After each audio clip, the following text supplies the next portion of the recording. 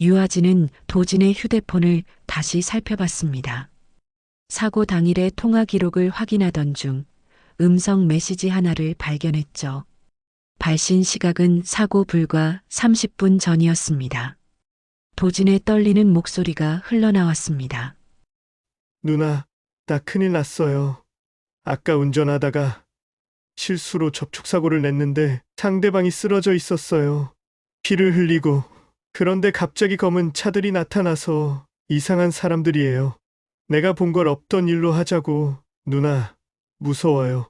메시지가 끝났습니다. 유아진은 주먹을 불끈 쥐었죠. 이제 모든 게 명확해졌습니다. 도진은 우연히 칠성파의 범죄 현장을 목격했고 그들은 목격자를 제거하기로 한 것이었습니다. 도진아, 미안해. 누나가 지켜주지 못해서. 눈물이 흘렀지만 유아진은 금세 닦아냈습니다. 지금은 울 때가 아니었죠. 복수를 준비해야 할 때였습니다.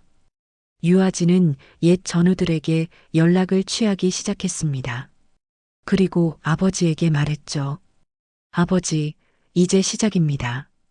유상철은 묵묵히 고개를 끄덕였습니다.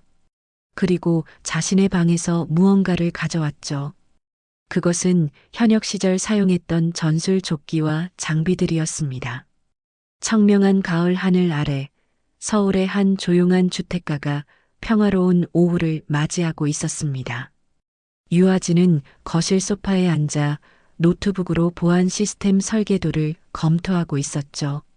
38년의 인생 중 절반을 군에서 보낸 유아진에게 민간인의 삶은 여전히 낯설었지만 이제는 제법 익숙해진 일상이었습니다.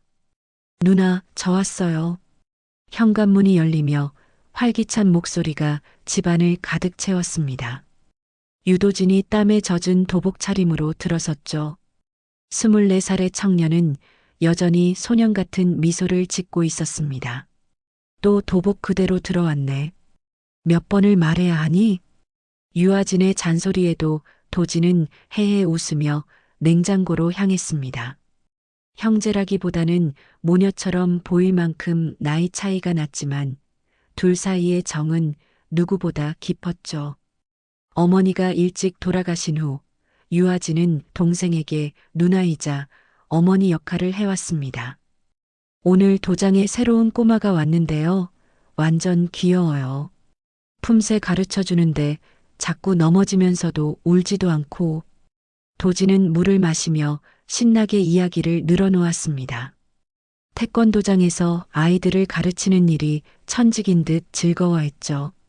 경찰 시험을 준비하면서도 도장 일을 놓지 않는 건 순전히 아이들이 좋아서였습니다. 그래, 공부는 잘 되고 있어? 네, 이번엔 꼭 붙을 것 같아요. 형법이랑 형소법은 이제 거의 다 외웠고요. 유아진은 동생의 밝은 표정을 보며 미소를 지었습니다. 도진은 늘 그랬죠. 긍정적이고 열정적이며 무엇보다 정의로웠습니다. 아마 경찰이 되어도 훌륭한 경찰이 될 거라고 유아진은 믿어 의심치 않았습니다. 저녁 무렵 아버지 유상철이 귀가했습니다. 66세의 나이에도 여전히 꼿꼿한 자세를 유지하는 아버지는 말없이 식탁에 앉았죠. 퇴역한 707 부사관 출신답게 집안에서도 군기가 서 있었습니다. 아버지, 오늘 뭐 드실래요? 유아진이 묻자 유상철은 고개만 살짝 끄덕였습니다. 말수가 적은 아버지였지만 자식들에 대한 사랑은 누구보다 깊다는 걸 유아진은 알고 있었죠. 특히 유아진이 여자임에도 707 특임대에 지원했을 때 반대하기는커녕 묵묵히 응원해준 사람이 아버지였습니다. 저녁 식사가 끝나고 도진이 설거지를 하는 동안 유아진은 아버지와 거실에서 뉴스를 보고 있었습니다. 화면에는 조직폭력배들의 검거 소식이 흘러나왔죠. 요즘도 조폭이 있나요? 아버지 시대엔 많았다고 들었는데. 도진이 거실로 나오며 물었습니다. 있지. 겉모습만 바뀌었을 뿐이야. 유상철이 짧게 대답했습니다. 그 순간 뉴스에서 칠성파라는 이름이 언급되었고 유아진은 아버지의 표정이 미세하게 굳어지는 것을 놓치지 않았습니다. 칠성파요? 무서운 이름이네요. 도진이 무심하게 말했지만 유아진은 왠지 모를 불안감을 느꼈습니다. 하지만 그때는 몰랐죠. 이 평온한 일상이 곧 산산조각 날 거라는 것을. 다음 날 아침 유아진은 평소처럼 출근 준비를 하고 있었습니다. 도진은 이미 도장으로 출근했고 아버지는 산책을 나간 상태였죠. 그때 전화벨이 울렸습니다. 여보세요? 유아진 씨 보호자이신가요? 서울중앙병원 응급실입니다. 유도진 씨가 교통사고를 당하셔서 전화기가 손에서 미끄러져 떨어졌습니다. 유아진의 세계가 한순간에 무너져 내렸죠. 병원으로 달려가는 내내 유아진은 기도했습니다. 제발 살아있기를, 제발 무사하기를. 하지만 응급실 앞에서 만난 의사의 표정은 이미 모든 것을 말해주고 있었습니다. 최선을 다했지만 죄송합니다. 유아진은 그 자리에 주저앉았습니다. 믿을 수 없었죠. 아니, 믿고 싶지 않았습니다.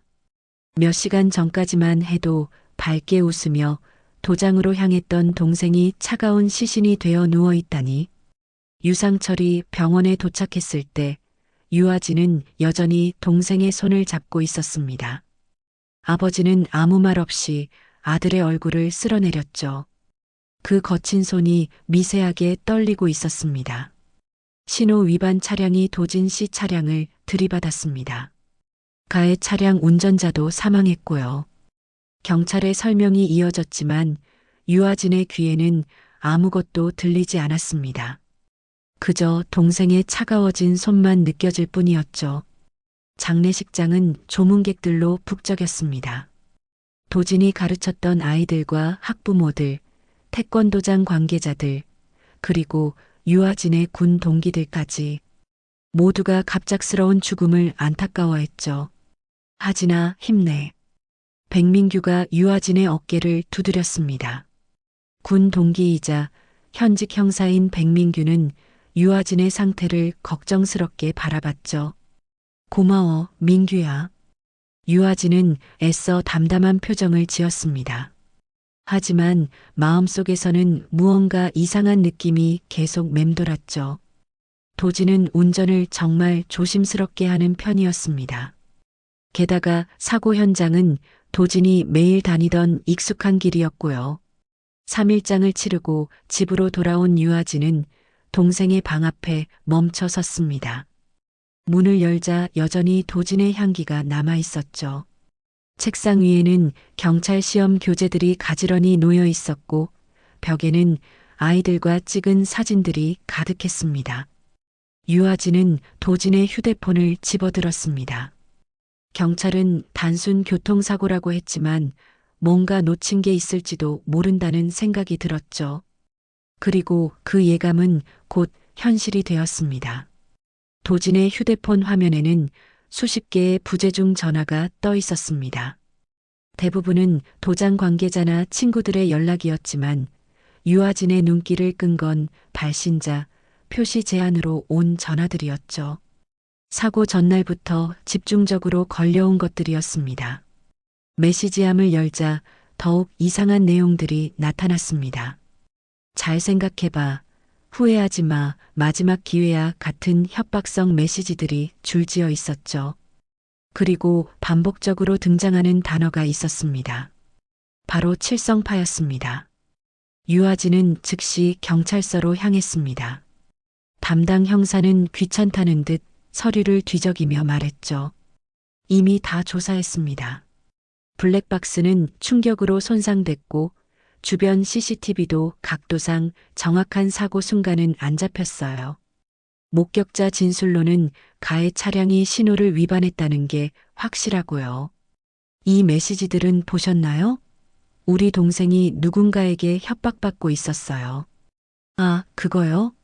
스팸 메시지일 수도 있고 요즘 보이스피싱도 많잖아요. 형사의 성의 없는 태도에 유아진은 분노가 치밀어 올랐습니다. 하지만 707 특임대에서 배운 건 감정을 제어하는 것이었죠. 차분하게 물러나온 유아진은 백민규에게 연락했습니다. 민규야, 부탁이 있어. 말해, 하진아. 도진이 사고. 뭔가 이상해. 내가 좀 봐줄 수 있을까? 백민규는 잠시 침묵하다가 낮은 목소리로 답했습니다. 알았어. 조용히 움직일게. 넌 조심해. 집으로 돌아온 유아진은 아버지가 도진의 방에 앉아 있는 것을 발견했습니다. 유상철은 아들의 태권도 띠를 만지작거리고 있었죠. 아버지, 도진이가 칠성파라는 조직과 연관이 있었나요? 유상철의 손이 멈췄습니다. 그리고 천천히 고개를 들어 딸을 바라봤죠. 왜 그런 생각을 하지? 도진이 휴대폰에 이상한 메시지들이 있었어요. 칠성파라는 이름이 계속 나오고 유상철은 한숨을 내쉬며 자리에서 일어났습니다. 그리고 자신의 방으로 들어가더니 낡은 상자를 하나 가지고 나왔죠. 상자 안에는 오래된 서류들과 사진들이 들어 있었습니다. 칠성파는 구도심 일대를 장악한 조직이야. 겉으로는 사업가 행세를 하지만 뒤로는 온갖 더러운 일을 하지. 내가 현역이었을 때도 몇 번 마주친 적이 있었어. 그럼 도진이가 왜? 바로 그때 백민규에게서 전화가 왔습니다. 하진아, 지금 당장 만나야겠다. 혼자 오지 말고 아버님도 모시고 와. 중요한 걸 발견했어. 약속 장소인 한강공원 주차장에서 백민규는 심각한 표정으로 기다리고 있었습니다. 주변을 경계하는 모습이 예사롭지 않았죠. 사고 현장 인근 편의점 CCTV를 확인했어. 경찰 보고서에는 없던 영상이야. 백민규가 태블릿을 꺼내 영상을 보여줬습니다. 화질은 좋지 않았지만 충분히 알아볼 수 있었죠. 도진의 차량이 정상적으로 주행하고 있는데 검은 SUV가 갑자기 속도를 높여 돌진하는 장면이었습니다. 이건 사고가 아니야. 유아진의 목소리가 떨렸습니다. 더 있어. 가해 차량 운전자 신원이 확실하지 않아. 위조 신분증을 소지하고 있었고 지문도 데이터베이스에 없어. 프로야. 도진이는 왜? 대체 왜? 그때 유아진의 휴대폰에 메시지가 왔습니다. 발신자 표시 제안이었죠. 너도 죽고 싶지 않으면 그만 잊어라. 동생처럼 되고 싶지 않다면. 유상철이 휴대폰을 빼앗아 메시지를 확인했습니다. 그의 눈빛이 차갑게 변했죠. 오랜만에 보는 전투 모드의 아버지였습니다. 민규야, 칠성파 두목이 누구야? 양석호라는 자입니다. 50대 후반 합법적 사업체를 운영하면서 뒤로는 알았다. 하진아, 이제부터는 내가 판단해라. 물러설 거면 지금이야. 유아진은 아버지와 백민규를 번갈아 보았습니다. 그리고 결심했죠. 저는 707 출신입니다. 물러서는 법은 배우지 못했어요. 그날 밤 유아진은 오래된 군장을 꺼냈습니다. 전역할 때 가져온 것들이었죠. 그 중에는 비상시를 대비해 보관해둔 특수 장비들도 있었습니다. 다음 날 새벽 유아진은 도진이 마지막으로 들렀다는 태권도장으로 향했습니다. 관장과의 대화에서 놀라운 사실을 알게 되었죠. 도진이가 한 달 전쯤 이상한 제안을 받았다고 했어요. 어떤 사람들이 와서 자기네 조직에서 일하면 큰 돈을 준다고, 무슨 격투기 교관 같은 걸 시킨다고 했대요. 도진이가 뭐라고 했나요? 당연히 거절했죠. 그 아이가 얼마나 고든 아이인데요. 그런데 그 후로 계속 이상한 사람들이 도장 주변을 어슬렁거렸어요. 퍼즐 조각들이 맞춰지기 시작했습니다. 칠성파가 도진을 스카우트하려 했고 거절당하자 협박을 시작했던 것이죠. 그리고 결국 유아진은 도진의 휴대폰을 다시 살펴봤습니다. 사고 당일의 통화 기록을 확인하던 중 음성 메시지 하나를 발견했죠. 발신 시각은 사고 불과 30분 전이었습니다. 도진의 떨리는 목소리가 흘러나왔습니다. 누나, 나 큰일 났어요. 아까 운전하다가 실수로 접촉사고를 냈는데 상대방이 쓰러져 있었어요. 피를 흘리고. 그런데 갑자기 검은 차들이 나타나서 이상한 사람들이에요. 내가 본 걸 없던 일로 하자고. 누나, 무서워요. 메시지가 끝났습니다. 유아진은 주먹을 불끈 쥐었죠. 이제 모든 게 명확해졌습니다. 도진은 우연히 칠성파의 범죄 현장을 목격했고 그들은 목격자를 제거하기로 한 것이었습니다. 도진아, 미안해. 누나가 지켜주지 못해서. 눈물이 흘렀지만 유아진은 금세 닦아냈습니다. 지금은 울 때가 아니었죠. 복수를 준비해야 할 때였습니다. 유아진은 옛 전우들에게 연락을 취하기 시작했습니다. 그리고 아버지에게 말했죠. 아버지, 이제 시작입니다. 유상철은 묵묵히 고개를 끄덕였습니다. 그리고 자신의 방에서 무언가를 가져왔죠. 그것은 현역 시절 사용했던 전술 조끼와 장비들이었습니다. 너 혼자 가게 둘 순 없지. 부녀의 눈빛이 마주쳤습니다. 그 안에는 같은 결의가 담겨 있었죠. 군인의 피는 식지 않았고 가족을 잃은 분노는 차가운 복수심으로 변해가고 있었습니다. 새벽 4시 유아진은 구로구의 한 오래된 건물 지하로 내려갔습니다. 이곳은 전직 특수부대원들이 운영하는 비공식 훈련장이었죠. 이미 도착해 있던 3명의 전우들이 유아진을 맞이했습니다. 하진아, 정말 오랜만이다. 김철수, 박정훈, 이상민 모두 707 특임대 출신으로 유아진과 생사를 함께한 전우들이었습니다. 그들의 눈빛에는 이미 각오가 서려 있었죠. 고맙다. 이런 부탁을 하게 될 줄은 몰랐어. 무슨 소리야? 우리가 남이가. 김철수가 장비 가방을 열었습니다. 합법적으로 구할 수 있는 방탄조끼와 전술 장비들이 가지런히 정리되어 있었죠. 일단 정보부터 모아야 해. 양석호라는 놈, 내가 아는 정보원에게 연락해봤어. 보통 놈이 아니더라. 박정훈이 태블릿을 꺼내 자료를 보여줬습니다. 양석호의 사진과 함께 조직도가 나타났죠. 겉으로는 건설회사와 유흥업소를 운영하지만 실제로는 마약 유통과 불법 도박장을 운영하는 거대 조직이었습니다. 조직원만 200명이 넘어 경찰 일부도 매수했다는 소문이 있고 그래서 도진이 사건도 제대로 수사하지 않았군요. 유아진의 목소리에 분노가 묻어났습니다. 이상민이 조용히 말했죠. 하지만 우리에겐 그들이 모르는 무기가 있어. 바로 우리의 훈련과 경험이지. 한편 백민규는 경찰서에서 조심스럽게 내부 조사를 진행하고 있었습니다. 칠성파와 연관된 경찰들의 명단을 확보하기 위해서였죠.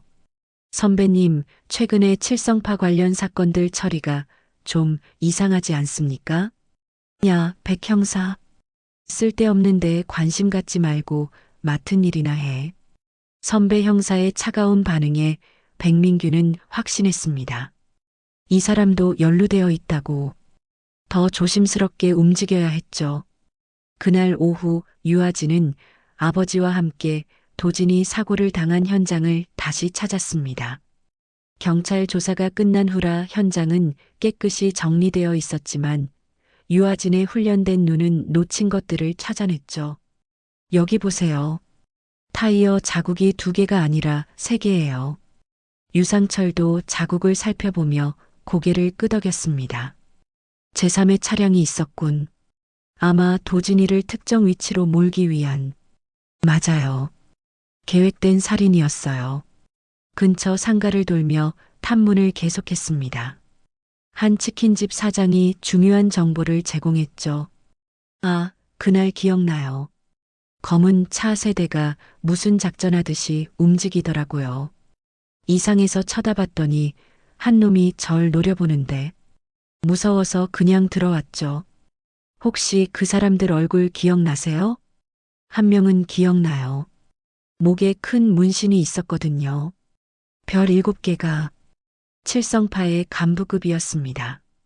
직접적인 증거를 찾은 것이죠. 유아진은 즉시 전우들에게 이 정보를 전달했습니다. 그날 밤 전우들과의 회의가 열렸습니다. 유상철도 함께였죠. 목에 별 문신이라면 장두식이야. 양석호의 오른팔이지. 김철수가 자료를 뒤적이며 말했습니다. 이놈을 먼저 잡아야겠군요. 아니다. 섣불리 움직이면 안 돼. 놈들도 우리가 움직이는 걸 알고 있을 거야. 유상철의 말이 맞았습니다. 실제로 유아진의 집 주변에는 낯선 사람들이 서성이기 시작했죠. 다음 날 유아진이 출근하려는 순간 현관문에 봉투가 꽂혀 있었습니다. 안에는 사진 한 장이 들어 있었죠.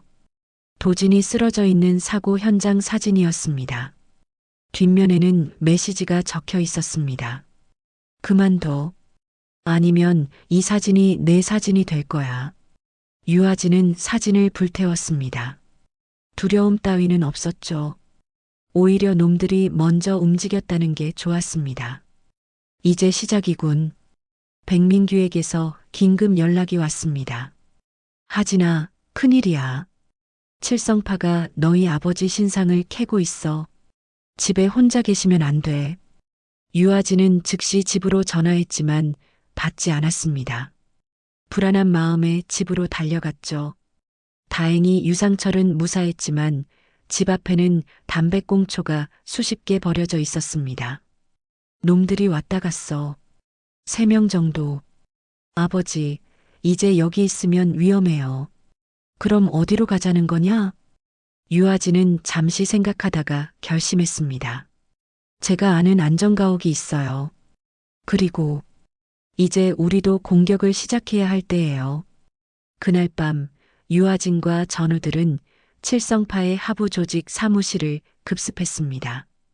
작은 규모의 불법 도박장이었죠. 순식간에 제압된 조직원들 중 한 명을 따로 불러냈습니다. 장두식이 어디 있어? 몰라요. 내가 누군지 알아? 707 출신이야. 우리가 어떤 훈련을 받는지 알지? 공포에 질린 조직원은 결국 입을 열었습니다. 매주 금요일 밤에 용산의 클럽에 갑니다. VIP룸에 정보를 얻은 유아진 일행은 조직원들을 묶어두고 사라졌습니다. 경찰에 신고는 했지만 칠성파와 연결된 경찰이 올 가능성이 높았죠. 안전가옥으로 돌아온 유아진은 아버지에게 보고했습니다. 장두식의 위치를 확인했어요. 그럼 이제 놈을 잡아서 진실을 캐내야지. 유상철이 오래된 군용 나이프를 꺼내 점검하기 시작했습니다. 66세의 나이가 믿기지 않을 정도로 능숙한 손놀림이었죠. 아버지도 함께 가실 건가요? 그럼 내 아들을 죽인 놈들이야. 가만히 있을 수 없지. 부녀의 눈빛이 다시 마주쳤습니다. 복수의 불꽃이 타오르고 있었죠. 백민규가 추가 정보를 가져왔습니다. 장두식이 금요일에 가는 클럽, 경비가 삼엄해.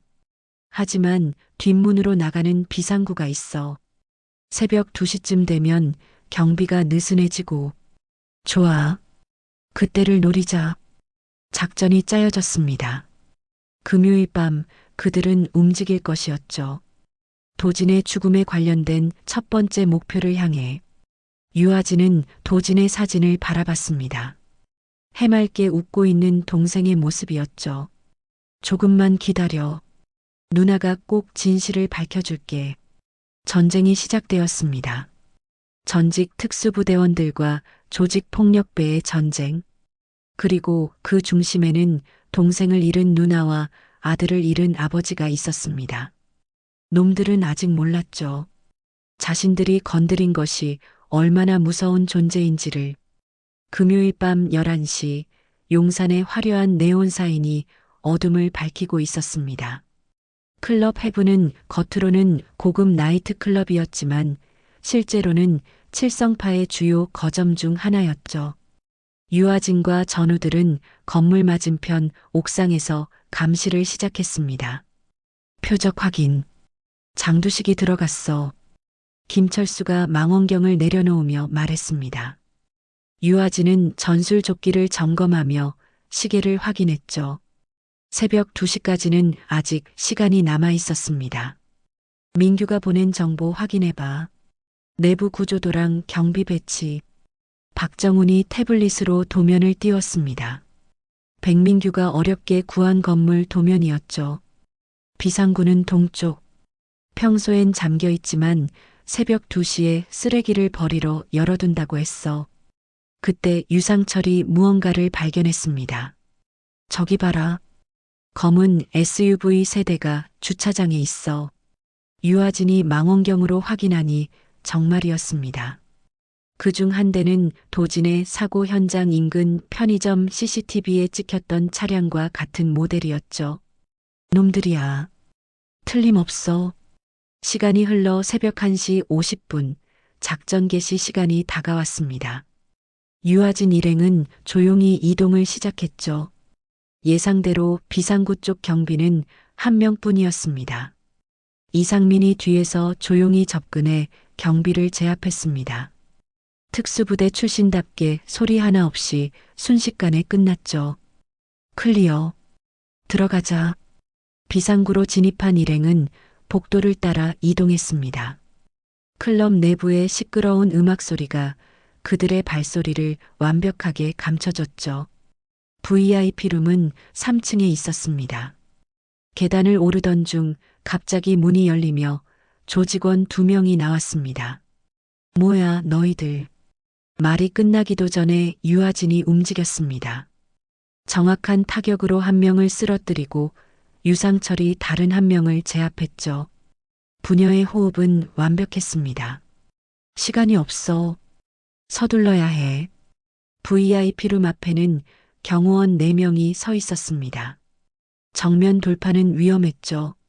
김철수가 작은 장비를 꺼냈습니다. 화재 경보기를 울릴게. 혼란을 틈타 진입하자.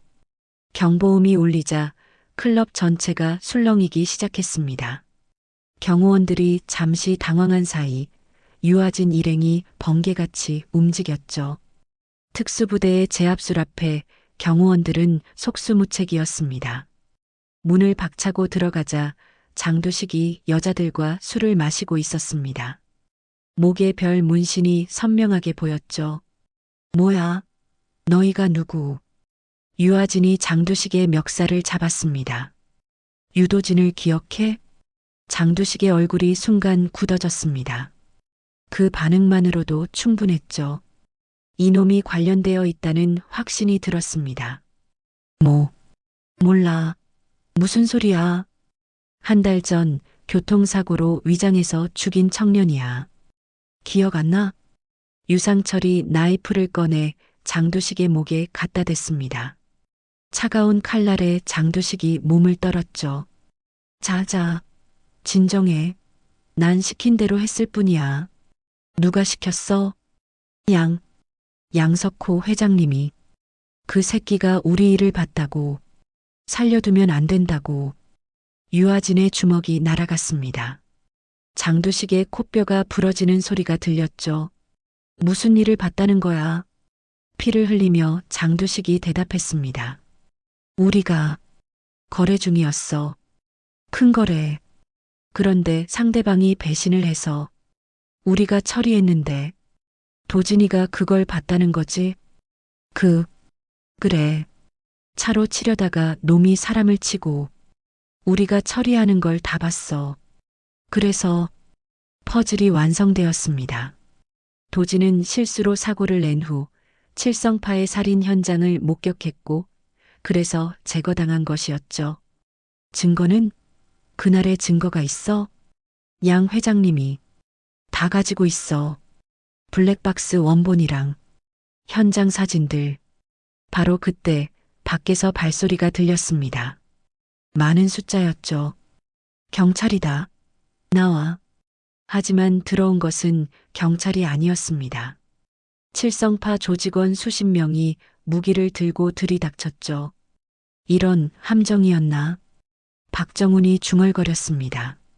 장두식이 비열하게 웃었죠. 바보들, 여기가 우리 구역인데 그냥 들어올 수 있을 것 같았어? 전투가 시작되었습니다. 좁은 공간에서 벌어진 난투전이었지만 특수부대 출신들의 실력은 압도적이었죠. 하지만 숫자가 너무 많았습니다. 하지나 창문으로 유상철이 의자를 들어 창문을 깨뜨렸습니다. 3층이었지만 건물 옆 비상계단이 보였죠. 먼저 가. 장두식은 데리고 가야 해. 유아진이 장두식을 끌고 창문으로 향했습니다. 전우들이 퇴로를 확보하며 하나둘 탈출했죠. 비상계단을 뛰어내려가는데 아래에서도 조직원들이 올라오고 있었습니다. 이상민이 연막탄을 터뜨렸죠. 이쪽으로. 옥상으로 올라간 일행은 옆 건물로 건너뛰었습니다. 군사 훈련을 받은 그들에게는 가능한 일이었지만 장두식은 공포에 질려 있었죠. 떨어뜨리면 다 끝이야. 유아진의 경고에 장두식은 필사적으로 매달렸습니다. 가까스로 추격을 따돌리고 안전가옥에 도착한 일행은 장두식을 의자에 묶었습니다. 백민규도 와 있었죠. 자, 이제 처음부터 다시 말해봐. 그날 무슨 일이 있었는지. 장두식은 모든 것을 털어놓았습니다. 칠성파가 중국 마약상과 거래하다가 배신당하자 그들을 죽였고 도진이 그 현장을 목격했다는 것. 그리고 양석호가 직접 도진의 제거를 지시했다는 것까지. 양석호는 어디 있어? 매주 일요일 파주의 별장에 가. 거기서 중요한 일들을 처리하지. 백민규가 녹음기를 멈췄습니다. 이 정도면 충분해. 하지만 물증이 필요해. 양석호가 가지고 있다는 증거들. 유아진은 아버지와 전우들을 둘러봤습니다. 모두의 생각은 같았죠. 일요일에 별장을 친다. 위험해. 그곳은 요새나 다름없을 거야. 김철수의 우려에 유아진이 대답했습니다. 알아. 하지만 도진이의 죽음을 그냥 묻을 순 없어. 놈들이 무슨 짓을 했는지 세상에 알려야 해. 유상철이 조용히 말했습니다. 전쟁이든 뭐든 시작했으면 끝을 봐야지. 그게 군인 정신이야. 장두식은 묶인 채로 떨고 있었습니다. 자신이 건드린 사람들이 누구인지 이제야 깨달은 것이죠. 너희가 정말로 양 회장님을? 걱정 마. 내 차례도 올 거니까. 유아진의 차가운 목소리에 장두식은 입을 다물었습니다. 복수의 그림자가 점점 짙어지고 있었습니다. 일요일 최후의 전투가 기다리고 있었죠. 토요일 새벽 안전가옥의 분위기는 무거웠습니다. 장두식의 자백을 확보했지만 유아진의 표정은 어두웠죠. 복수가 가까워질수록 동생의 빈자리가 더욱 크게 느껴졌습니다. 하진아, 좀 쉬어. 내일을 위해서라도. 김철수가 걱정스럽게 말했지만 유아진은 고개를 저었습니다. 괜찮아. 그런데 뭔가 너무 쉬운 것 같지 않아? 그때 백민규의 전화가 울렸습니다. 표정이 굳어지는 게 보였죠. 큰일이야. 칠성파가 움직이기 시작했어. 양석호가 모든 조직원을 소집했대. 그리고 너희 아버지 병원 기록을 조회한 흔적이 있어. 심장약 처방 기록까지. 유아진의 얼굴이 창백해졌습니다. 유상철이 심장이 좋지 않다는 건 가족만 아는 비밀이었죠. 아버지. 유아진이 급히 유상철의 방으로 달려갔지만 이미 비어 있었습니다. 탁자 위에는 메모 한 장이 놓여 있었죠. 미끼가 필요하다. 걱정 마라. 아직 죽을 나이는 아니다. 이런. 아버지가 혼자 가셨어. 전우들이 급히 장비를 챙기기 시작했습니다. 박정훈이 위치 추적기를 확인했죠. 아버님 차량이 파주 방향으로 가고 있어. 별장으로 가시는 것 같은데. 함정이야. 아버지를 인질로 우리를 끌어내려는 거야. 이상민이 말했지만 유아진은 이미 결심한 상태였습니다. 알아. 하지만 아버지를 그냥 둘 순 없어. 우리도 간다. 백민규가 막으려 했지만 소용없었죠. 하진아, 이건 자살행위야. 최소한 지원을 요청하고. 시간이 없어. 아버지가 심장약을 안 가져가셨어. 차량 2대에 나눠 탄 일행은 파주로 향했습니다. 동틀 무렵 그들은 별장 인근 야산에 도착했죠. 별장은 높은 담장으로 둘러싸여 있었고 곳곳에 경비가 서 있었습니다. 예상보다 훨씬 삼엄한 경계였죠. 저기 봐. 아버님 차가 있어. 정문 앞에 유상철의 차가 세워져 있었습니다. 일부러 보이게 놓은 것 같았죠. 그때 별장에서 확성기 소리가 들렸습니다. 양석호의 목소리였죠. 707 출신 유아진 양, 어서 오시오. 아버지가 기다리고 있소. 유아진이 일어서려 하자 김철수가 막았습니다. 함정이야. 같이 가자. 아니, 나 혼자 들어갈게. 너희는 밖에서 기회를 봐. 하진아, 이건 내 가족 일이야. 그리고 이게 작전상 더 나아. 유아진은 무기를 내려놓고 정문으로 걸어갔습니다. 조직원들이 그녀를 안으로 안내했죠. 별장 거실에는 양석호가 앉아 있었고 그 옆에는 묶인 유상철이 있었습니다. 아버지의 얼굴이 창백해 보였죠. 아버지. 미안하다 하진아. 양석호가 비열한 미소를 지었습니다. 50대 후반의 그는 깔끔한 정장 차림이었지만 눈빛은 뱀처럼 차가웠죠. 가족 상봉이 감동적이군. 하지만 이제 끝이야. 왜 도진이를 죽였어? 유아진의 직접적인 질문에 양석호가 코웃음을 쳤습니다. 사업에 방해가 되니까. 그 애가 본 건 하필 우리의 가장 큰 거래였어. 중국 파트너를 처리하는 장면을 봤지. 살려둘 수 없었어. 그래서 교통사고로 위장한 거야? 똑똑하군. 하지만 너희가 여기까지 온 것도 계산 아니었어. 장두식? 그 멍청이는 미끼였을 뿐이야. 유아진이 주변을 살폈습니다. 조직원이 10명 이상 있었죠. 하지만 전우들이 밖에 있다는 걸 알고 있었습니다. 증거를 넘겨. 도진이 사고 관련 자료들. 그게 내가 할 소리냐? 너희 아버지 목숨이 내 손에 있는데?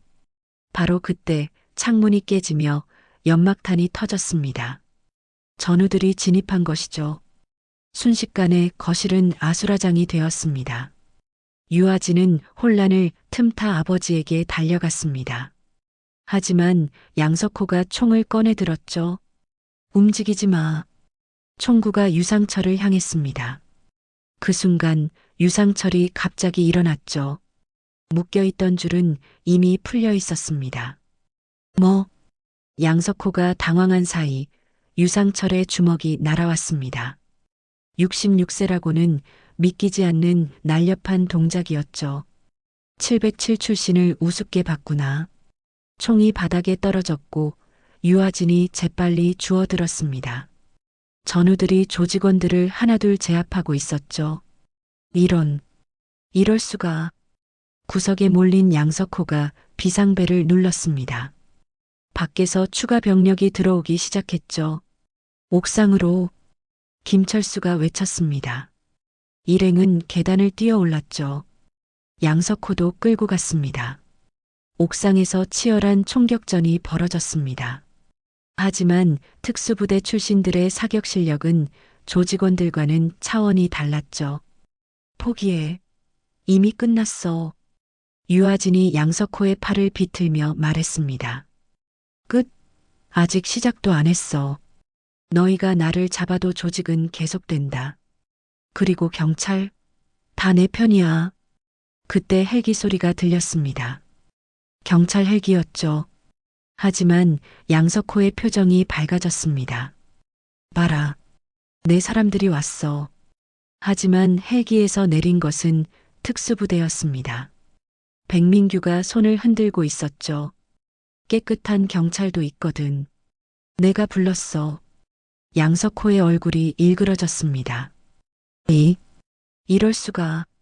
아, 그리고 장두식? 그 친구 자백 다 녹음했어.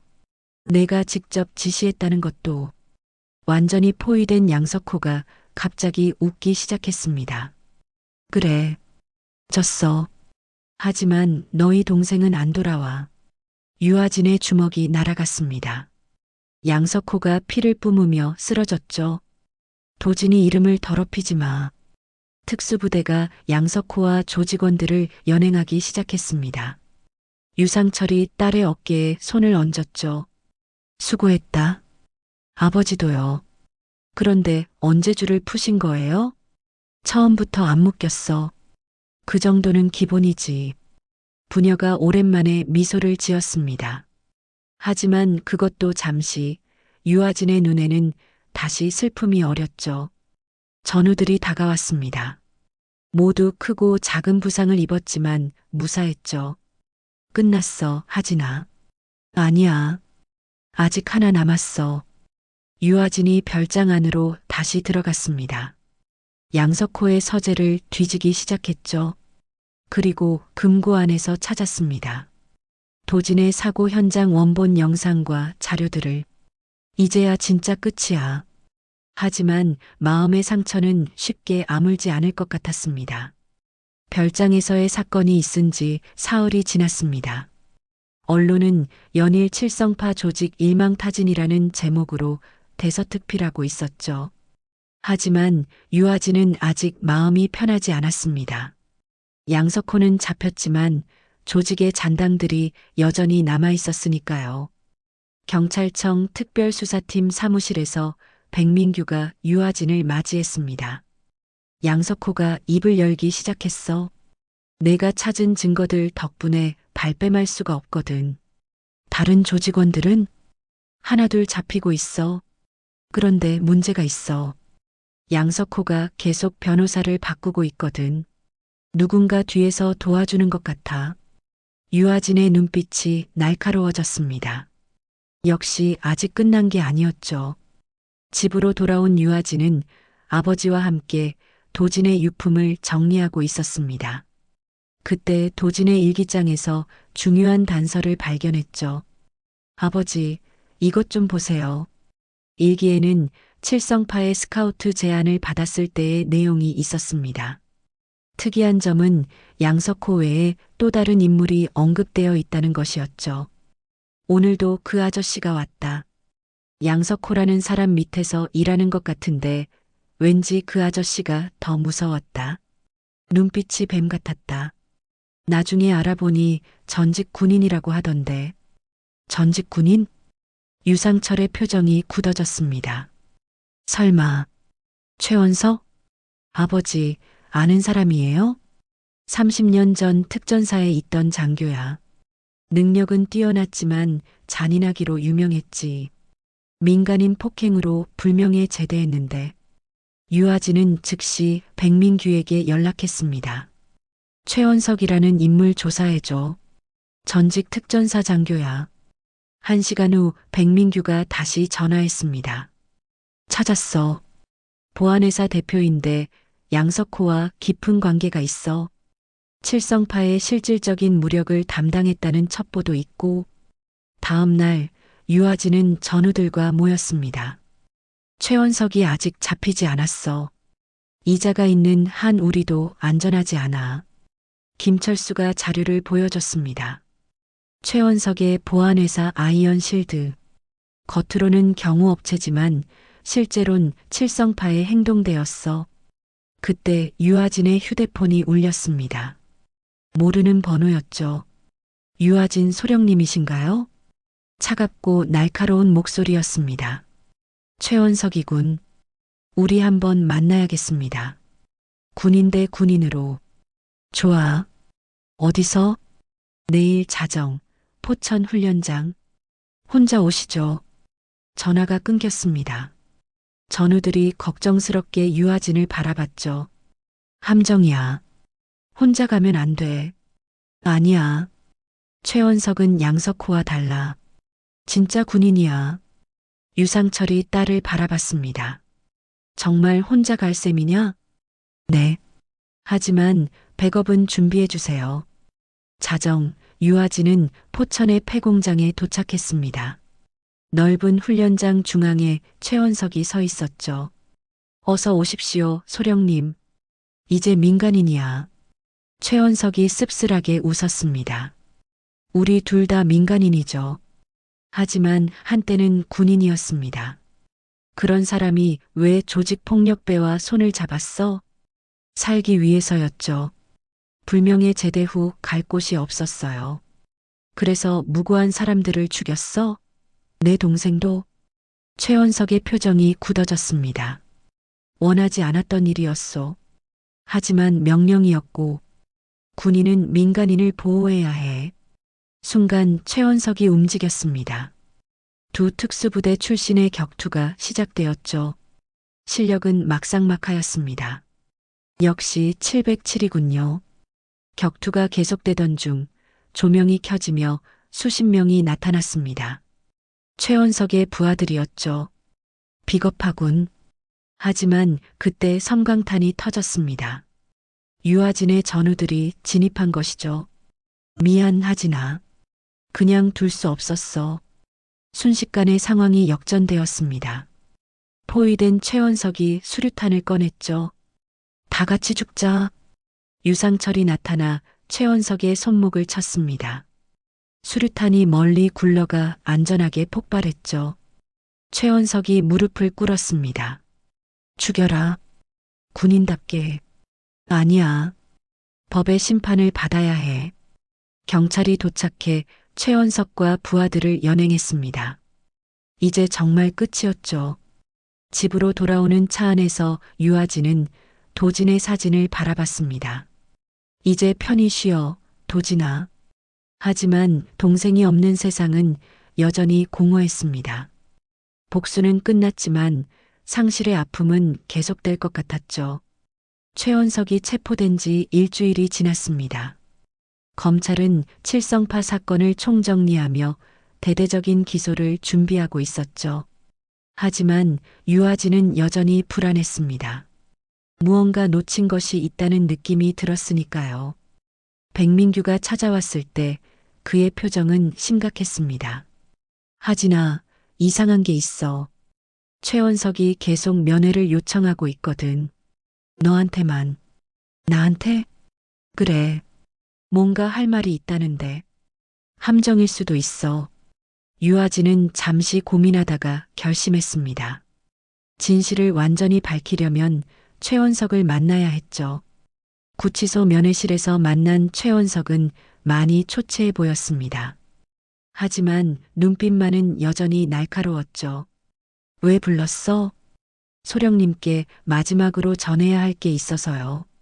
최원석이 목소리를 낮췄습니다. 양석호 위에 또 누군가가 있습니다. 진짜 실세가 따로 있어요.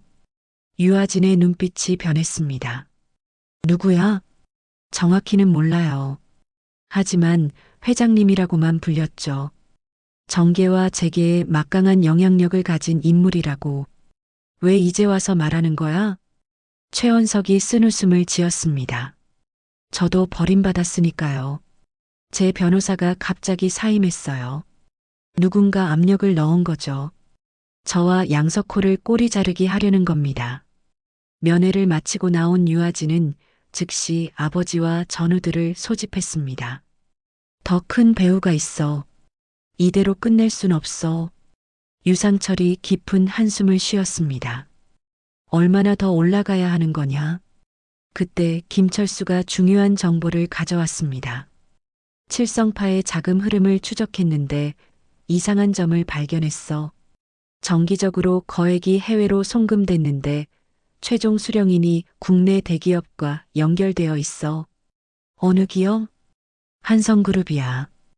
회장이 박재욱이라는 사람인데 유아진은 그 이름을 들어본 적이 있었습니다.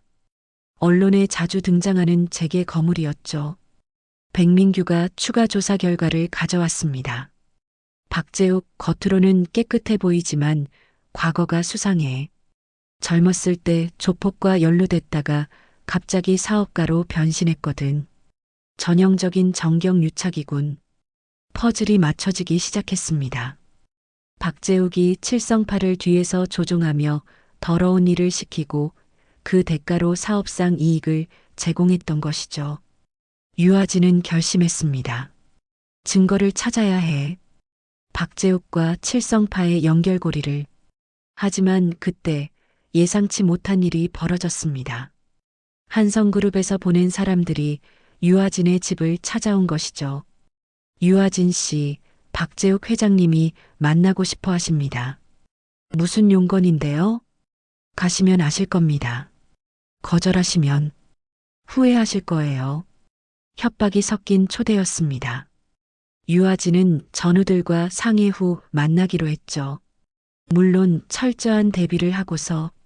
한성그룹 본사 최상층, 박재욱의 집무실은 호화로웠습니다. 60대 초반의 박재욱은 점잖은 사업가처럼 보였지만 유아진은 그의 눈에서 차가운 야수성을 느꼈죠. 유아진 씨, 참 대단하시더군요. 707 출신답게. 본론만 말씀하시죠. 박재욱이 웃었습니다. 똑똑하시네요. 좋아요. 단도직입적으로 말하죠. 이제 그만하시는 게 어떻습니까? 무슨 말씀이신지? 양석호도 잡혔고 최원석도 잡혔잖아요. 동생의 복수는 이뤘으니 됐지 않습니까? 유아진이 차갑게 대답했습니다. 아직 안 끝났어요. 진짜 배우가 남아있으니까. 박재욱의 표정이 굳어졌습니다. 증거가 있습니까? 저와 칠성파가 연관됐다는? 찾을 겁니다. 허허, 젊은 사람이 패기가 넘치는군요. 하지만 세상이 그렇게 단순하지 않아요. 박재욱이 서류 뭉치를 꺼냈습니다. 이게 뭔지 아십니까? 당신 아버지의 군 복무 기록이에요. 그런데 여기 보면 30년 전 모 작전에서 민간인 5인 사격이 있었네요. 유아진의 얼굴이 창백해졌습니다. 그건 그때는 불가피한. 물론이죠. 하지만 언론이 이걸 어떻게 받아들일까요? 707 부사관, 민간인 사살 은폐 뭐 이런 제목이 나오겠죠? 협박이었습니다.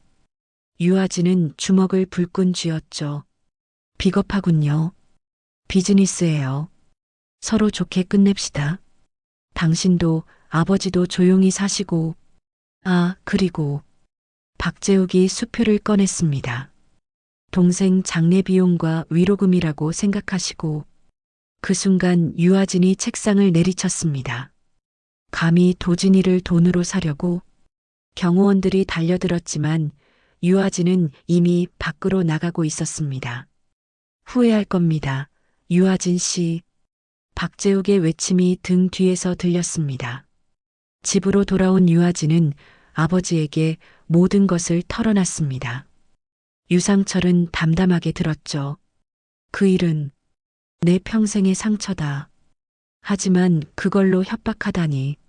아버지, 죄송해요. 제가 너무 나갔나 봐요. 아니다.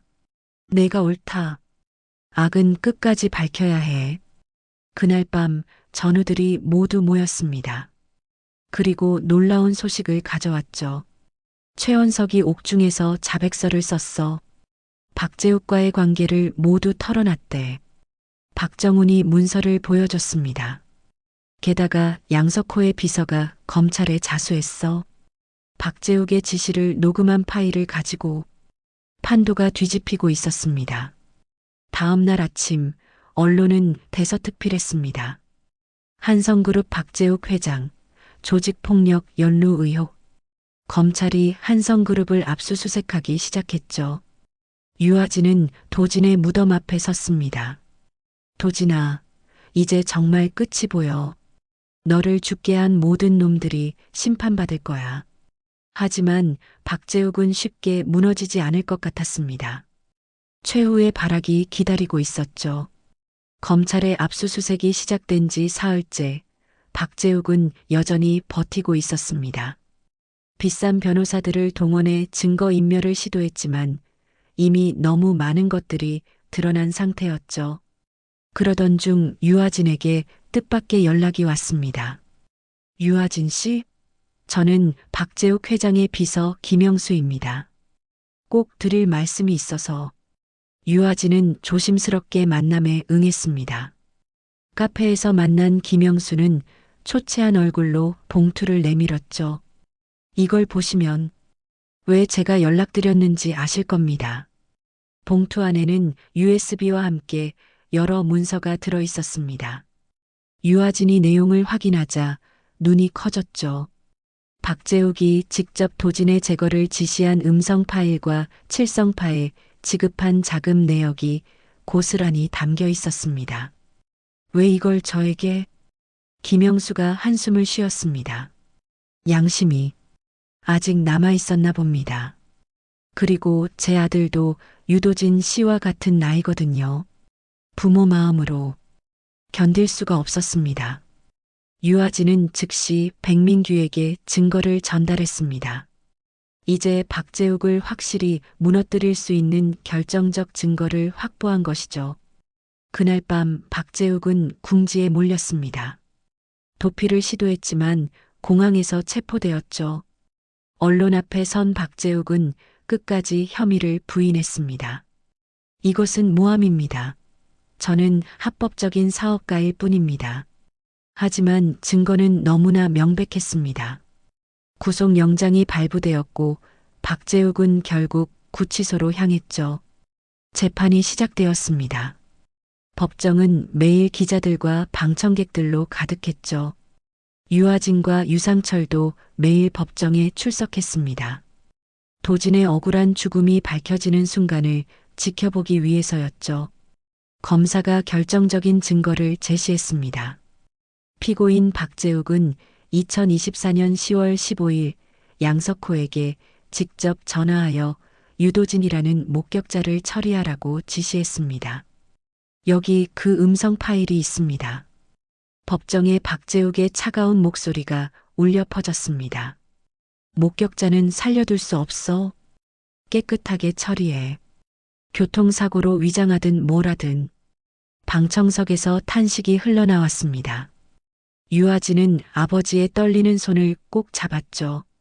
박재욱의 변호인이 최후의 변론을 시도했지만 소용없었습니다. 증인으로 나선 양석호와 최원석의 증언도 박재욱에게 불리하게 작용했죠. 박재욱이 모든 것을 지시했습니다. 우리는 그의 수족에 불과했죠. 재판은 한 달간 계속되었습니다. 그리고 마침내 선고일이 왔죠.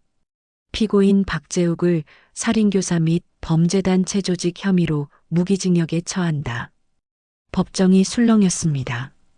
박재욱은 믿을 수 없다는 표정으로 주저앉았죠. 한때 재계의 거물이었던 그의 몰락이었습니다. 재판이 끝난 후 유아진은 도진의 무덤을 찾았습니다. 전우들과 백민규 그리고 아버지가 함께였죠. 도진아, 이제 다 끝났어. 너를 죽인 놈들은 모두 심판받았어. 유상철이 아들의 비석을 쓸어내렸습니다. 그동안 참아왔던 눈물이 흘러내렸죠. 미안하다 아들아. 아비가 지켜주지 못해서. 전우들도 묵념을 올렸습니다. 김철수가 조용히 말했죠. 도진이는 좋은 아이였어. 이제 편히 쉬길. 며칠 후 유아진은 도진이 일했던 태권도장을 찾았습니다. 관장이 반갑게 맞이했죠. 유아진 씨, 어서 오세요. 아이들이 도진이를 많이 그리워해요. 제가 도진이 대신 아이들을 가르쳐도 될까요? 관장의 눈이 밝아졌습니다. 정말이세요? 도진이도 하늘에서 기뻐할 거예요. 유아진은 도복을 입고 아이들 앞에 섰습니다. 호기심 가득한 눈망울들이 그녀를 바라봤죠. 안녕하세요. 저는 유도진 사범님의 누나예요. 이제부터 제가 여러분과 함께 할게요. 선생님, 도진 사범님은 언제 오세요? 한 아이의 순수한 질문에 유아진은 잠시 말을 잃었습니다. 그리고 부드럽게 대답했죠. 도진 사범님은 아주 먼 곳으로 여행을 가셨어요. 하지만 여러분이 열심히 수련하는 모습을 항상 지켜보고 계실 거예요. 수업이 시작되었습니다. 유아진은 도진이 가르쳤던 것처럼 아이들에게 태권도의 정신을 전했죠. 태권도는 단순히 싸우는 기술이 아니에요. 약한 사람을 지키고 정의를 실현하는 마음이 중요해요. 아이들의 함성 소리가 도장을 가득 채웠습니다. 창밖으로 보이는 하늘은 맑고 푸르렀죠. 한편 유상철은 집에서 오래된 사진첩을 들여다보고 있었습니다. 도진의 어린 시절 사진들이었죠. 그때 유아진이 들어왔습니다. 아버지, 저녁 드세요. 그래. 수고했다. 부녀는 나란히 앉아 식사를 했습니다. 예전처럼 도진이의 빈자리가 크게 느껴졌지만 이제는 그 아픔을 견딜 수 있을 것 같았죠. 하진아. 네, 아버지. 도진이가 자랑스러워할 거다. 누나가 자기 대신 아이들을 가르치는 걸 보면 유아진이 고개를 끄덕였습니다. 시간이 흘러 1년이 지났습니다. 박재욱, 양석호, 최원석을 비롯한 칠성파 조직원들은 모두 실형을 선고받았죠. 칠성파라는 이름은 이제 역사 속으로 사라졌습니다. 유아진은 여전히 태권도장에서 아이들을 가르치고 있었습니다. 그녀가 가르친 아이들 중 한 명이 전국대회에서 우승을 차지했죠. 선생님, 제가 해냈어요.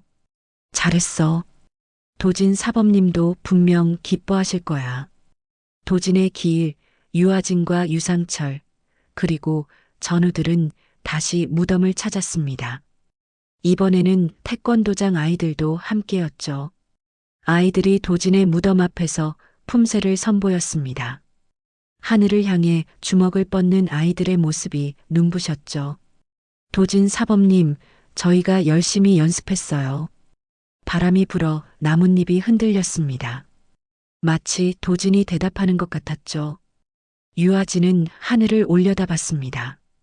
구름 사이로 햇살이 비치고 있었죠. 이제 정말 편히 쉬어, 도진아. 그녀의 마음속에도 드디어 평화가 찾아온 것 같았습니다. 복수는 끝났고 정의는 실현되었으며 이제는 도진의 뜻을 이어가며 살아갈 시간이었습니다. 유상철이 딸의 어깨에 손을 얹었습니다. 가자. 이제 우리도 살아갈 시간이다. 일행이 천천히 산을 내려갔습니다. 뒤돌아보니 도진의 비석이 햇빛을 받아 빛나고 있었죠. 평온하고 아름다운 모습이었습니다.